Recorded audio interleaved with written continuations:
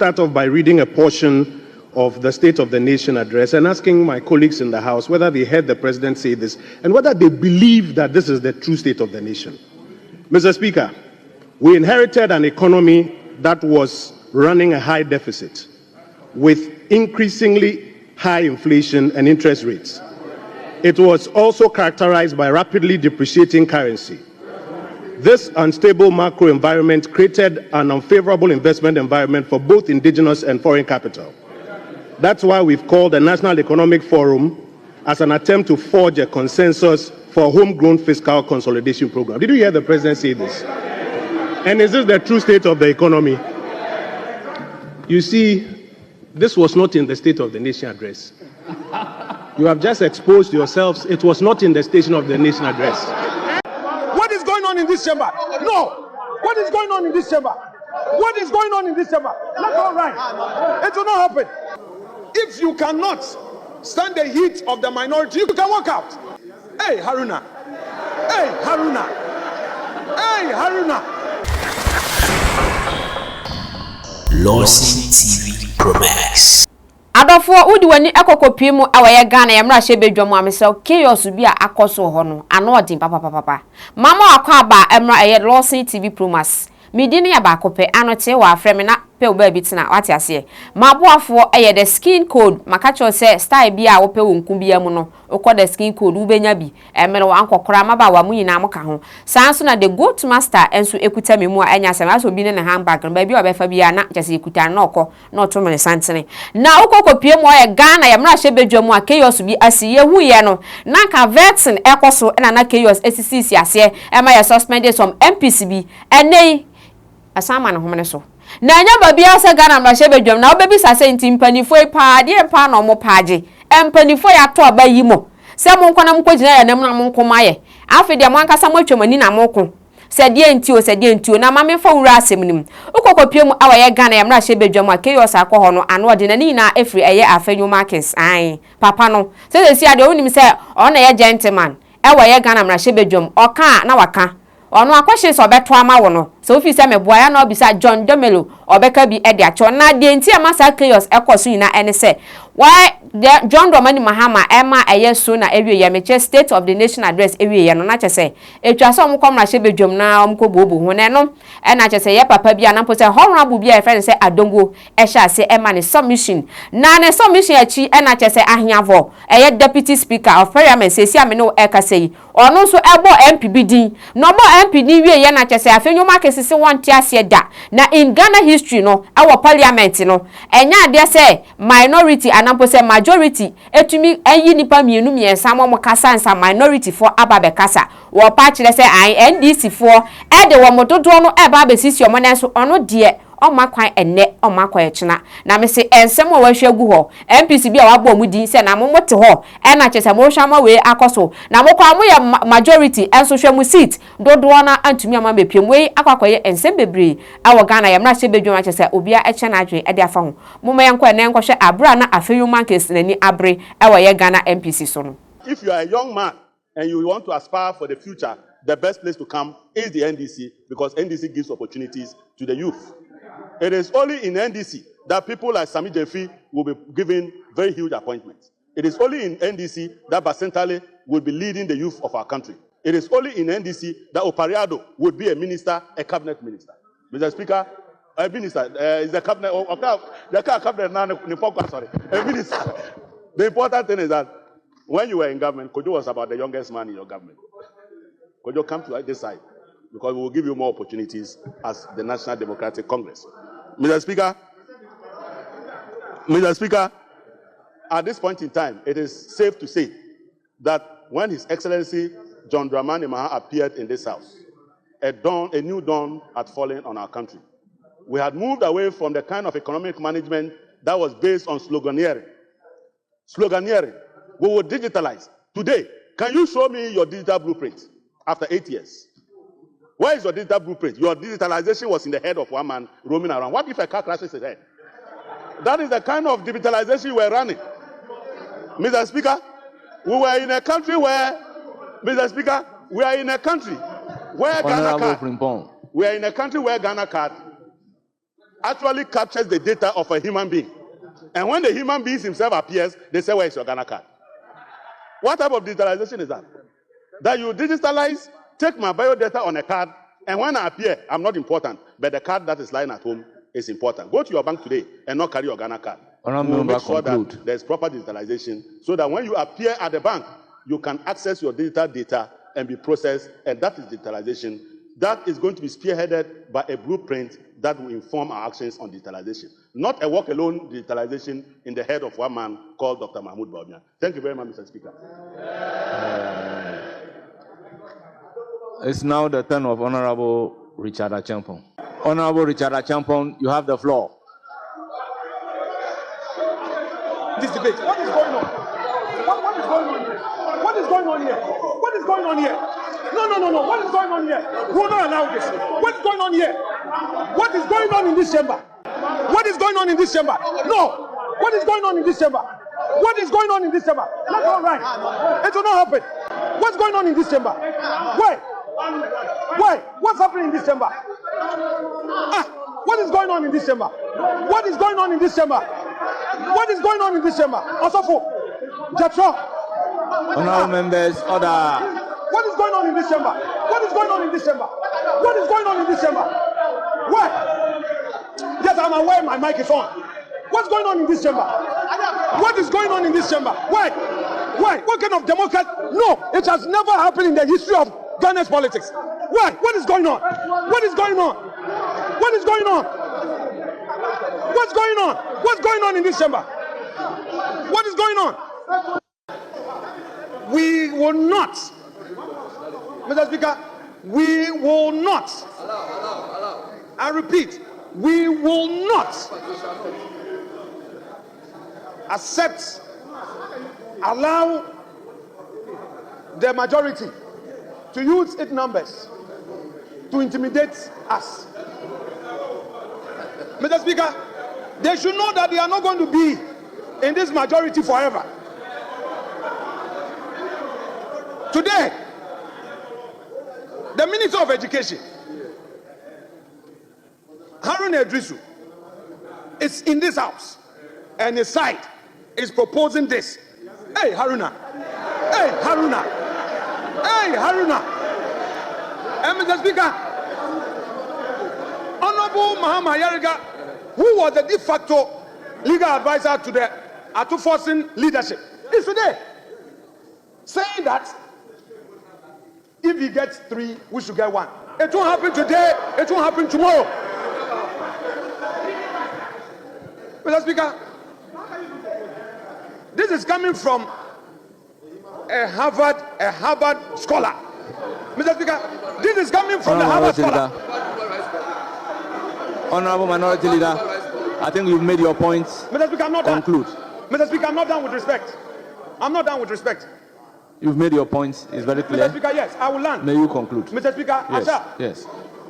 Mr. Speaker, the last time when this matter came up, the second deputy speaker, who was in the chair, made it clear that Mr. Speaker himself, when the matter came up for discussion, opposed to this arrangement, and I said that we should go to Mr. Speaker for a discussion on this matter. The second deputy speaker rejected this proposal. We therefore, Mr. Speaker, approved the business committee report without that item. So this is not a matter that we have agreed to. Mr. Speaker, it is a way they want to use to run away from their own SONA. We are ready to debate the SONA. If they don't want us to debate the SONA, they should say so. If you cannot stand the heat of the minority, you can walk out. Walk out is part of parliamentary practice. You should walk out. You can go out. Today you say you have majority. Look at your seat. Look at all the empty seats. You are even less than 70. You are 64. You claim that you are majority, 64. 187, you only bring 64. For an important day like this. Absent majority. Absentee majority members. Where are they?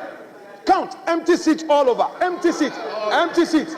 Then you want to use the empty seats to intimidate us. We will not allow you. It won't happen today. It won't happen tomorrow. We will resist you. Mr. Speaker, Please rule on this matter. Stop them. It is our turn to debate. We are ready. Honorable Abna Osei Asari is ready. She's our next to debate. Allow her to debate. You are not calling another person from the outside. I submit. The guide that we have here is the turn of Honorable Kojo Oppong Nkrumah.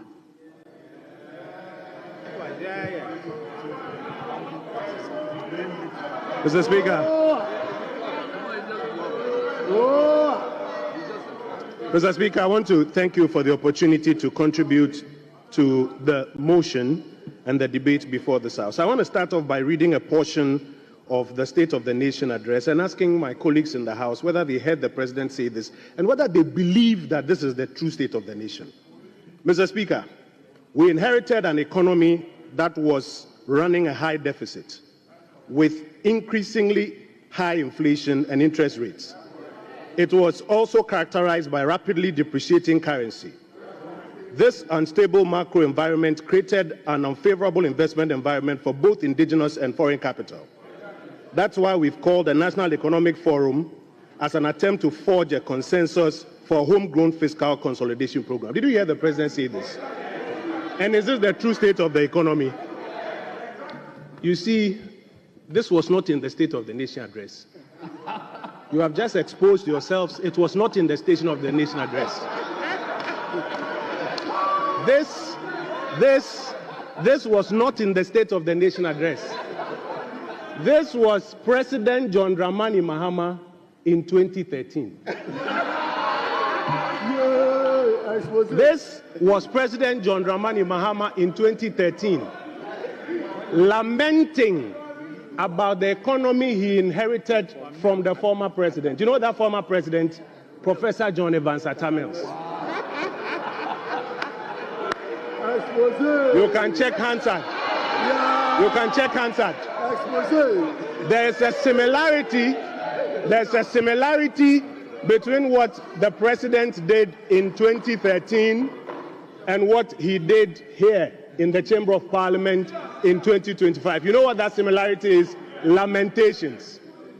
Mr. Speaker, there's a phenomenon where new heads of state spend a lot of time lambasting, berating, demonizing their predecessors, hoping that they will use it as a basis to galvanize a certain narrative about why they came to power.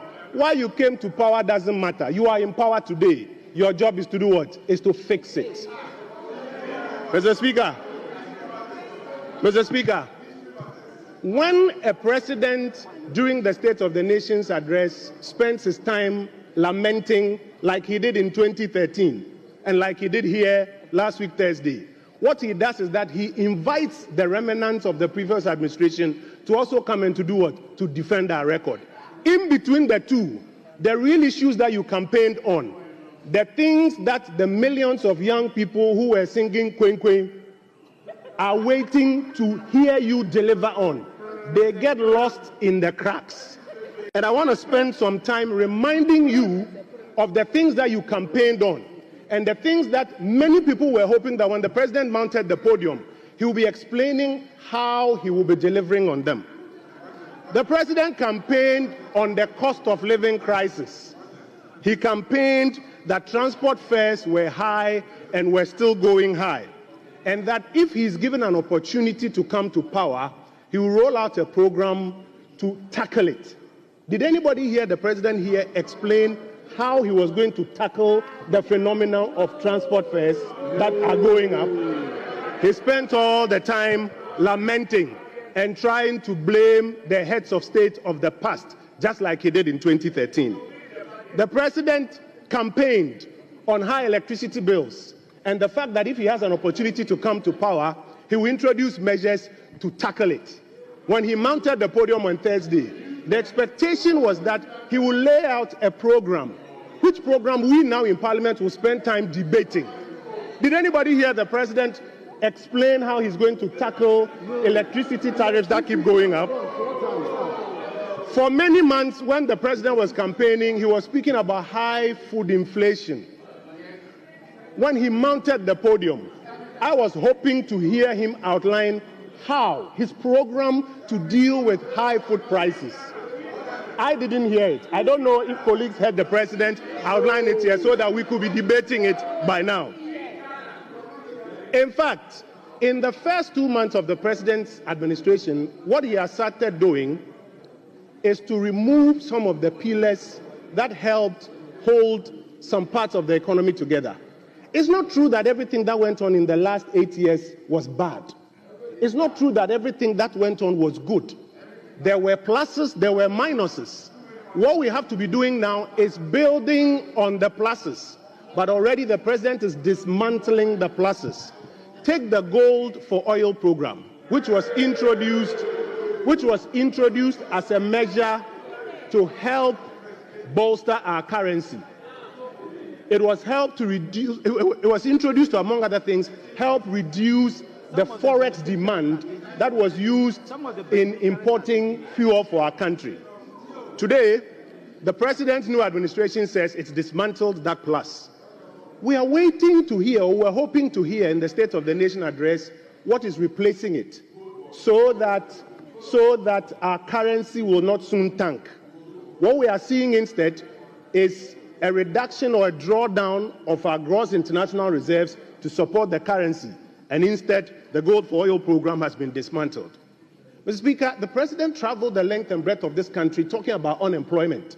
In fact, he promised the young people of this country that for those who were afraid that if he wins power, he would terminate their appointment, they should fear not. He will keep them. And that for every one of those jobs, records, for every one of those jobs, he will recruit 2 more people. He says, you better fire and call for the Oma Kaun. Shocking that when the president assumed office, the first thing he did was to terminate them. Thousands of young Ghanaians who have been properly recruited into the public services, terminated. And while the president mounted the podium, we did not hear him outline a program that he's going to use to create or to expand the job creation bracket. Mr. Speaker, another thing that we were hoping to hear the president talk about was the growth of the Ghanaian economy. Yesterday, I heard my brother Atoforsin talking about the fact that, yes, there had been growth, but that growth, in his opinion, had not been able to tackle poverty. Growth between 2017 and 2020, when COVID hit, was an average of 7%. Undisputed. President Mahama campaigned on the fact that he's going to do better than 7%. When he mounted the podium, the whole country was expecting that he would outline a program that is going to grow the Ghanaian economy by more than 7%. Did anybody hear him speak about that one? The whole address was used for lamentation, blaming the previous administration and listing debts that he had inherited in various places. But if the president wanted to give a balanced account of what he had inherited, I would have imagined that he would have also spoken about the assets that he inherited. The president did not tell us that when he assumed office on the 7th of January, the gold reserves of this country were 30 tons. And that when he was leaving office the last time, it was 8 tons.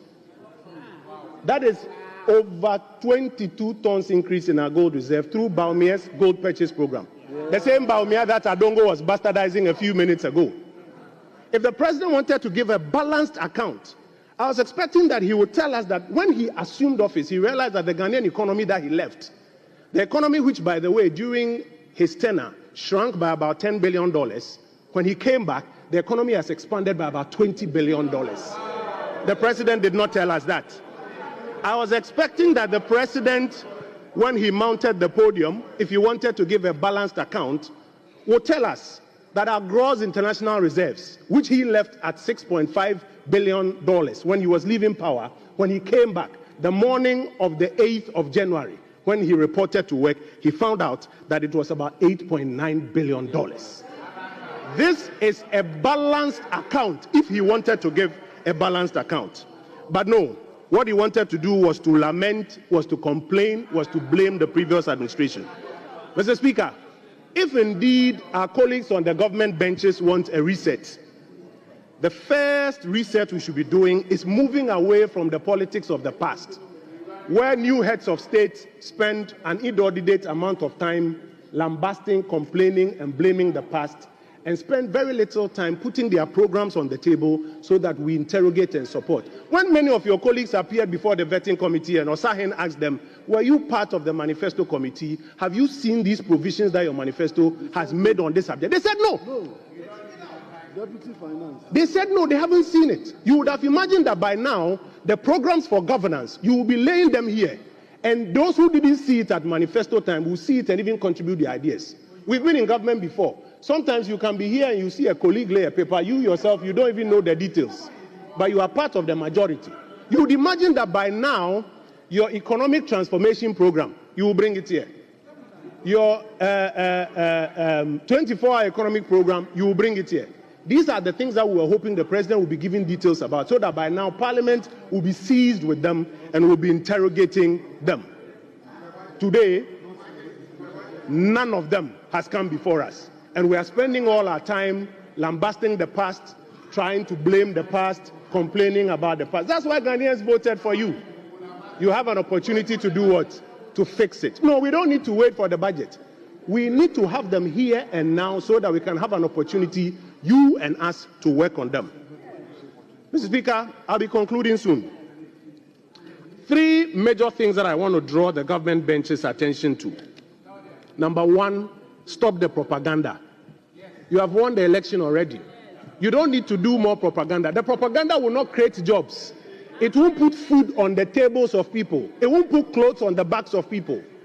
Rather, bring your governance programs. Till date, we don't have a single definition for the 24-hour economy program. Everybody you talk to has a different definition. Program Bako, definition bebre. Program Bako, definition bebre. Spend time doing less propaganda and more time bringing your governance programs so that Parliament can assist you and work on it. Number 2, Mr. Speaker. Political parties, and this goes to all of us generally, while we do our manifestos and make promises, we should spend more time putting out the granular details of our programs so that in times like this, we'll spend less time doing the blame game of the past, blame game of the previous presidents, and more time interrogating the programs that you are going to govern with and assisting you not to even repeat the mistakes that we made. Mr. Speaker, I thank you for the opportunity to contribute to this.